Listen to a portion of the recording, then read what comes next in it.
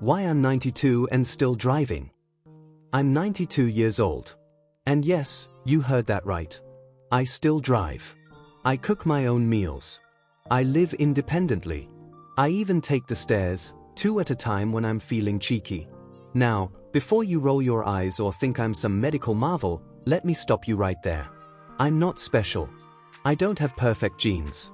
I've never run a marathon or taken cold plunges. What I am is consistent. Decades ago, when I was in my 60s, doctors began saying things like, you should start slowing down. You're not as young as you used to be. Maybe it's time to take it easy. I listened, nodded politely, then went home and made a decision. I wasn't going to let other people decide how fast I fade. And I haven't. Not even a little. In fact, here's the part that shocks most people. I haven't been sick in over 30 years. Not the flu. Not a cold. Not even a sniffle. And no, it's not luck. It's not magic. It's not some expensive supplement or superfood from the Himalayas. It's 5 daily habits. 5 small things I do every single day that have reshaped how I age and how I live. Now, some of these habits are so simple, you might think they're too easy to matter. But the truth is, aging isn't a cliff you fall off, it's a staircase you walk down, 1 step at a time. And every step you take matters. Every small choice adds up. That's what no one tells you when you're young. But I'm telling you now. In this video, I'm going to show you those 5 habits. I'll tell you exactly how they've helped me stay sharp, mobile, and illness-free. You won't need a gym membership. You won't need fancy gadgets. And you certainly won't need to overhaul your life. All you'll need is a willingness to start. Even if it's just 1 new habit. Even if it's just 1 morning. Because sometimes, 1 small change is all it takes to shift the course of your health. So go ahead, grab a cup of tea or coffee. Find a quiet spot. And let me walk you through what's kept me feeling young while the years went by. Because staying behind the wheel at 92? That's not luck. That's intentional living. Let me show you how I did it. Habit 1. The 90-second morning movement. Before my feet ever touch the floor in the morning, I move. Not exercise. Not stretching. Not yoga or Pilates. I call it sending the signal. A message to my body that says, today, we move. Today, we live. Now, most people wake up and go from 0 to 60. They jolt out of bed, grab their phone, rush to the bathroom, make coffee, check the news, and suddenly, they're already stressed before they've even stood up straight. But the body doesn't work like that. Especially not after 60. Not after 70. It needs a gentler start. You see, I learned something years ago from a very sharp geriatric doctor. He told me that the first 30 minutes after you wake up are the most vulnerable time of day for older adults. Why? Because your blood is thicker. Your joints are stiff. Your balance is unsteady. Your nervous system is still wiping the sleep from its eyes. And if you push too hard, too fast, you increase your risk of falls, dizziness, and strain. That really stuck with me. So I created a little ritual. It takes just 90 seconds, but it changed everything. When I wake up, I stay on my back. I don't grab my phone. I don't even open my eyes fully. I start with 3 deep breaths. In through the nose. Out through the mouth. Slowly. This tells my brain, we're safe. No rush. The day can begin gently. Then I stretch my fingers, 1 hand at a time. I wiggle my toes. I rotate my ankles. Then my wrists. I draw little invisible circles in the air with them. Left, then right. Nothing intense. No force. Just smooth, thoughtful movement. Like I'm waking up each part of my body 1 at a time. After that, I gently bend my knees and bring them up just a bit to loosen my hips. Sometimes I lift my arms above my head and stretch like a cat. That's it. No sweat. No strain. Just awareness. Presence. A signal.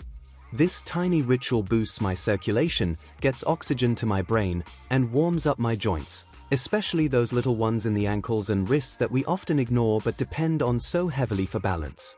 It tells my body, you're needed today. Wake up. Sounds too simple, right? But here's what happened before I started this. Back in my early 60s, I used to stumble out of bed. My legs felt like concrete. I'd trip over my slippers. My brain felt foggy. One morning, I nearly fell because my feet hadn't fully woken up. That scared me. That's when I realized, if I didn't send a signal to my body, it would just keep hitting snooze. And I wasn't going to wait for a fall to learn that lesson the hard way. Now, I never skip it. Not before my coffee. Not before I check the weather. This comes first. And the funny part? If I ever forget to do it, which is rare, my body reminds me. My legs feel heavier. My mind feels foggier. That's how deeply ingrained this habit is. It's like brushing my teeth. And it turns out, science backs it up.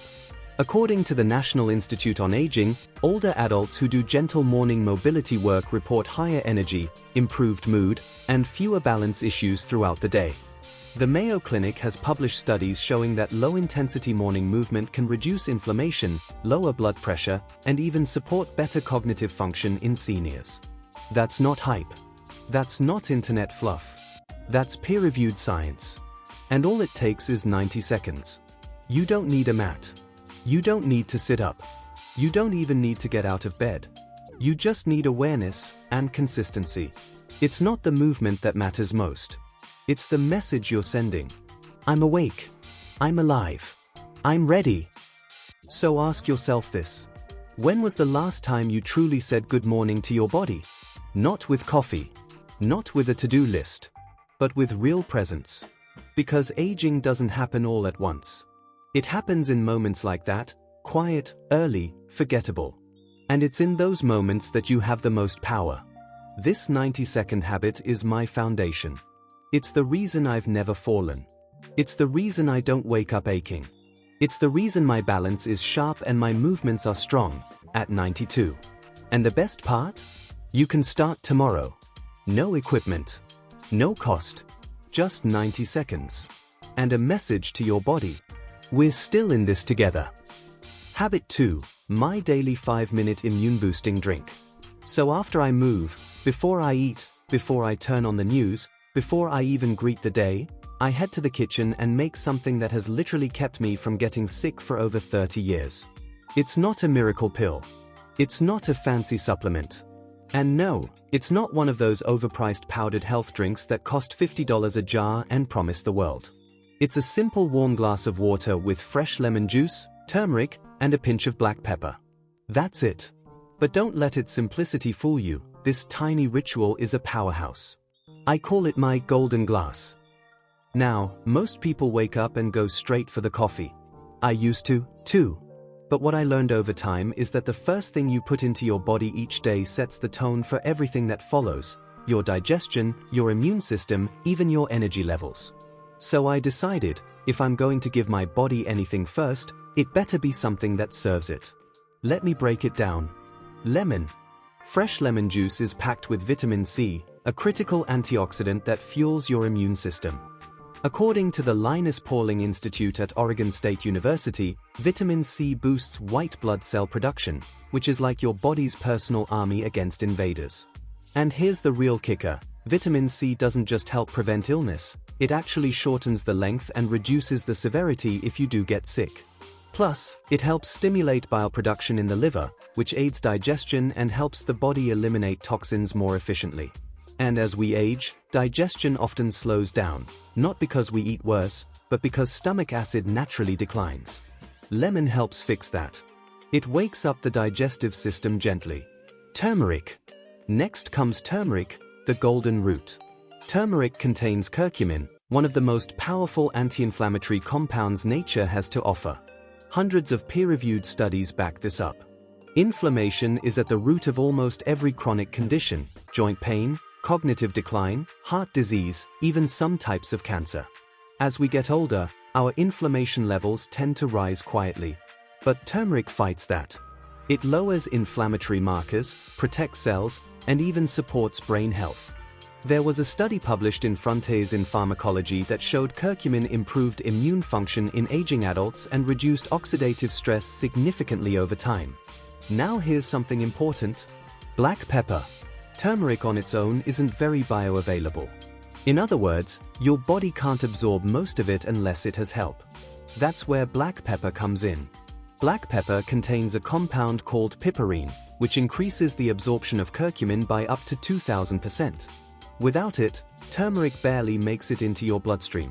Together, they're a dream team. Anti-inflammatory, antioxidant, and immune activating. Putting it all together. So here's what I do. I heat up a mug of water, not boiling, just warm enough to sip comfortably. I squeeze in half a fresh lemon. I stir in a quarter teaspoon of turmeric powder. Then I add just a pinch of black pepper. I stir it gently and sip it slowly while I sit by the window. It's like a gentle wake-up call to my entire system. And let me tell you, when I first started this habit in my 60s, I wasn't expecting much. I was getting sinus infections a couple times a year. My joints felt achy in the winter. And I always felt sluggish after breakfast, no matter what I ate. But 2 weeks after I began this ritual, I noticed something had shifted. My digestion felt smoother, no more bloating. My joints weren't as tight. My head felt clearer, sharper. Then a year went by. And I realized I hadn't been sick once. No colds. No flu. Not even a sore throat. And the same thing happened the next year. And the next. That was over 3 decades ago. And I haven't looked back. Now, I'm not saying this drink will make you invincible. Yes, I still get exposed to germs. I go to the store. I visit my grandkids. I breathe the same air as everyone else. But my body doesn't roll out the red carpet for viruses anymore. It's awake. It's alert. It's prepared. And here's the beauty of this habit. No pills. No side effects. No prescriptions. Just real food, real compounds, real results. And you can start tomorrow. All it takes is 5 minutes. And a little intention. So the question is, what are you feeding your immune system first thing in the morning? Because if your body is your home, this drink is like locking the front door and turning on the lights. Up next, I'll tell you how a simple walk I started taking changed not just my body, but my brain. Habit 3, the anti-inflammatory walk that rebuilds me. By the time I finish my golden glass, I'm ready for the next part of my morning, my walk. Now, I know what you might be thinking. Walking? That's it. But hear me out. This isn't just any walk. This is what I call my anti-inflammatory walk. It's not about burning calories or hitting step goals. It's about building resilience, gently, consistently, and intentionally. When I turned 65, my knees started talking back. My lower back ached more than usual. I had a choice, sit more or move differently. So I started walking, not fast, not far, but daily, mindfully, and outdoors. And it changed everything. Why walking works? Walking might be the most underrated medicine on the planet. It boosts circulation, stimulates the lymphatic system, helps balance blood sugar, reduces stress hormones, and most importantly, it reduces chronic inflammation. You see, inflammation isn't always loud. Sometimes it's just that fog in your head, that ache in your hip, that sense of heaviness that doesn't go away. Left unchecked, it wears you down. But movement is how we sweep inflammation out of the body, especially when we do it consistently. Harvard Medical School published a study showing that just 20 minutes of walking a day reduced levels of C-reactive protein, a key marker of inflammation. That's not magic. That's physiology. But my walk has rules.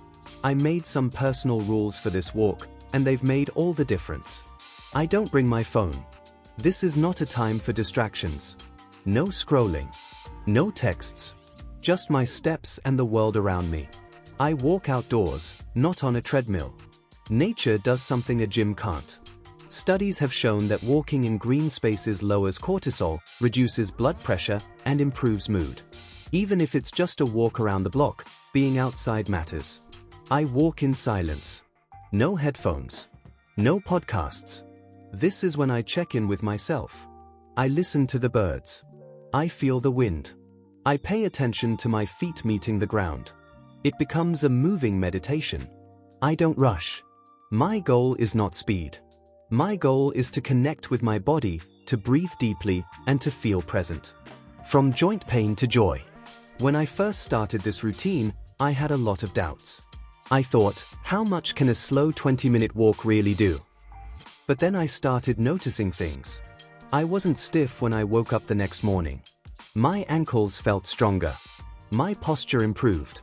I had less swelling in my hands and feet. My mood lifted, even when nothing else changed. And over time, this walk became sacred. It's not exercise. It's not a chore. It's how I check in with myself. In fact, neurologists now believe that consistent walking protects the brain, too. A study from the University of British Columbia found that regular aerobic walking increased the size of the hippocampus, the area of the brain involved in memory. So when people ask me how I've stayed sharp at 92, I don't talk about crossword puzzles or supplements. I tell them, I walk. Every day. Rain or shine. The anti-inflammatory bonus. There's one more layer to this habit.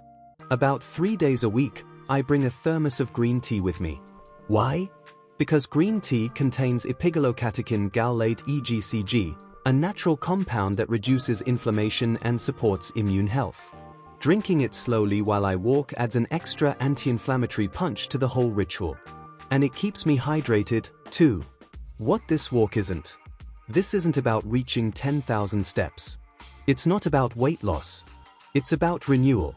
Every time I walk, I'm telling my joints, we still move. I'm telling my heart, you still matter. I'm telling my brain, stay alive. Stay alert. And maybe most importantly, I'm telling myself, you're not done yet. I've said it before, and I'll say it again. Intensity doesn't keep you young. Consistency does. So take a walk. Even if it's slow. Even if it's short. Even if it's just to the mailbox and back. Do it for your joints. Your brain. Your peace of mind. It might just be the quietest miracle in your whole day. Habit 4, my rule of no news before noon. This one might surprise you. It's not a drink. It's not a supplement. It's not even something I do. It's something I don't do. I have a simple rule I've lived by for over 25 years. No news before noon. No headlines. No radio. No TV talking heads. No social media doom scroll. Not even the weather report. Now, I'm not saying we should bury our heads in the sand. I believe in staying informed. But I also believe this, your mind is softest in the morning. Your emotions are closest to the surface. And what you feed your brain in the first few hours of the day can shape how your entire nervous system behaves. Let me explain. The morning mind, fragile and absorbent. When we wake up, our brains are still in a semi-dream state. Our brain waves are slower, closer to alpha and theta frequencies. We're more open, more impressionable. And that's exactly why I don't want the first thing I hear to be about war, politics, corruption, or catastrophe. Years ago, I noticed something. If I turned on the news first thing in the morning, I'd feel anxious all day. Even if nothing in my life was wrong, I carried the weight of the world on my shoulders. My digestion would be off. My shoulders would tense up. I'd be short-tempered or quiet for no reason. Eventually, I connected the dots. Stress isn't always loud. Sometimes, it just sneaks in quietly, through a screen. The science behind this habit. Multiple studies back this up. A 2015 study from the University of Pennsylvania found that people who consumed just 3 minutes of negative news in the morning were 27% more likely to report having a bad day, 6 to 8 hours later. Think about that. 3 minutes of headlines could ruin your whole day's chemistry. Why? Because negative news triggers the amygdala, the fear center of the brain. It increases cortisol. And chronic cortisol release? That's been linked to weakened immunity, higher blood pressure, increased inflammation, poor sleep, even memory loss. And yet, millions of people start every single day with that cortisol cocktail. What I do instead? So what do I do instead of watching the news?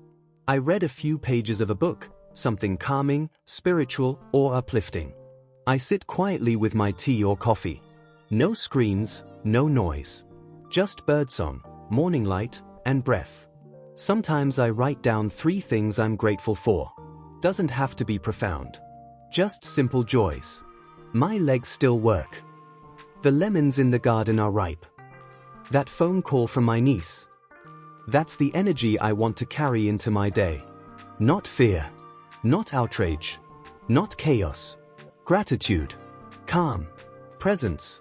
Then, if I feel ready, I'll read the news after lunch, when my body is stable, my brain is sharper, and my emotions aren't leading the charge. This habit saved my peace and my health. You may think it sounds too small to matter.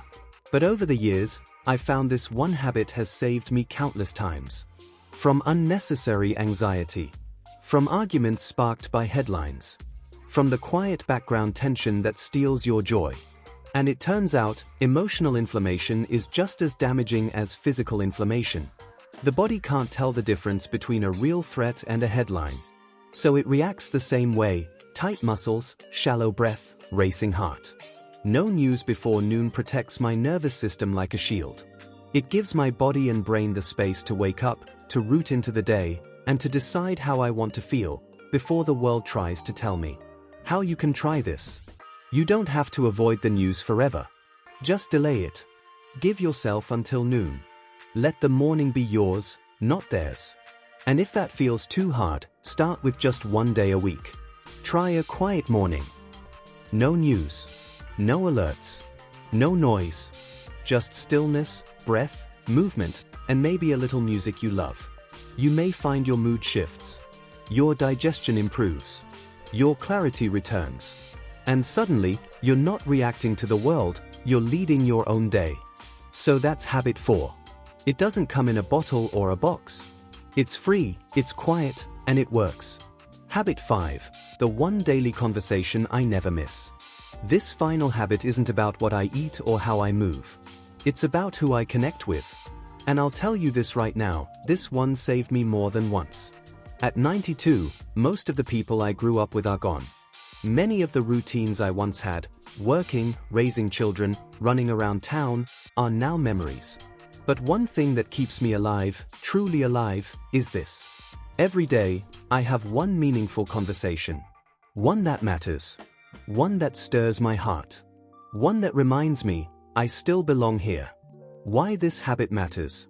You see, when people talk about aging well, they focus on diet, exercise, and maybe sleep. But you know what gets ignored? Loneliness. Disconnection. Silence. And silence can be a killer.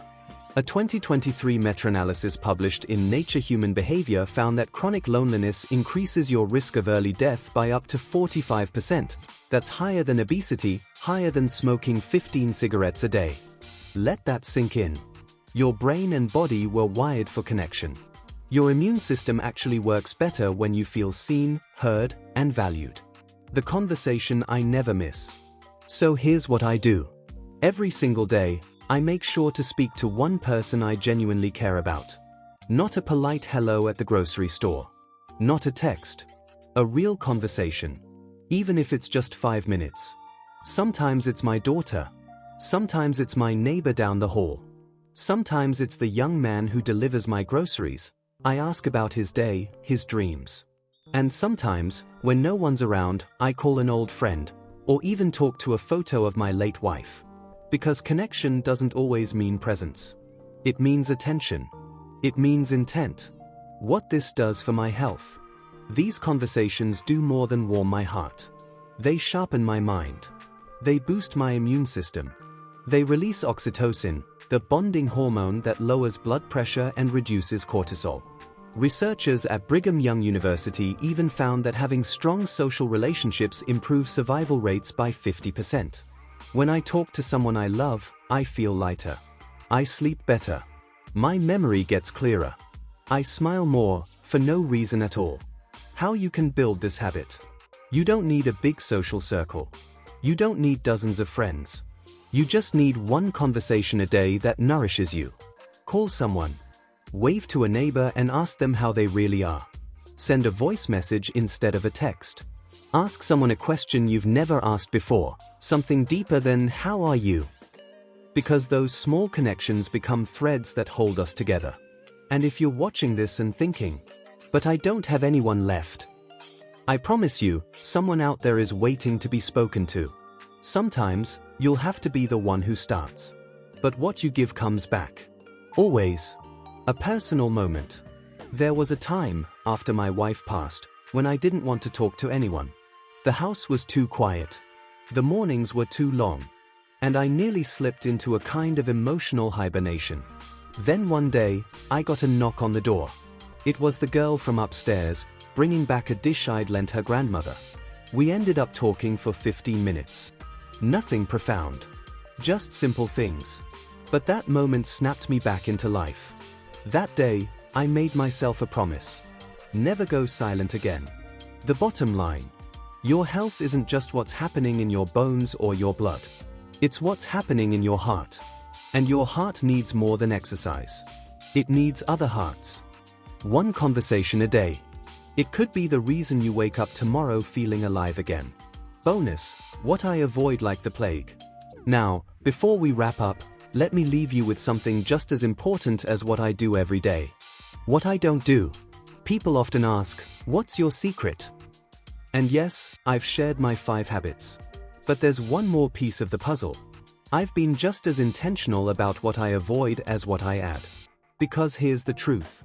You can't pour clean water into a dirty glass and expect a healthy drink.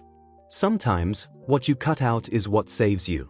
What I avoid like the plague. Chronic negativity. I don't mean the occasional bad day. We all have those. I'm talking about people, media, and thoughts that pull you down and keep you there. Years ago, I had a friend, let's call her Mary. Every conversation with her felt like wading through mud.